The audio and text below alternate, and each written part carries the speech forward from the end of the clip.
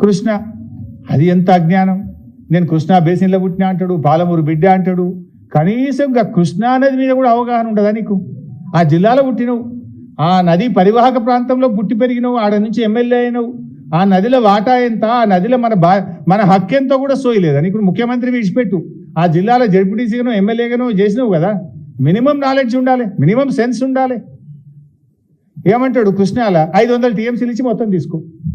Krishna basin మీద ఒక 500 టీఎంసీలు, గోదావరి బేసిన్ మీద దాదాపు ఒక 1000 టీఎంసీలకు మీరు బ్లాంకెట్ ఎన్ఓసి ఇవ్వండి.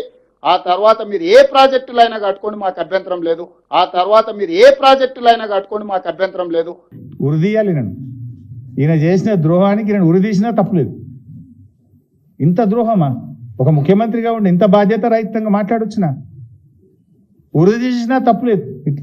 ఇది ఎందుకంటే కొన్ని లక్షల వేల కోట్ల ప్రజల జీవితాలతో ఆడుకుంటున్నావు నువ్వు ఇవాళ మిస్టర్ రేవంత్ రెడ్డి. దీన్ని చంద్రబాబు ఒప్పుకోడా? ఈజీగా ఒప్పుకుంటాడు. కేసీఆర్ ఏమో నాకు ఇప్పుడు ఉన్న 968 కాక ఇంకా 1950 కావాలని కేసీఆర్ కొట్లాడి అన్నాడు. ఈయనేమో 1000 చాలంటాడు.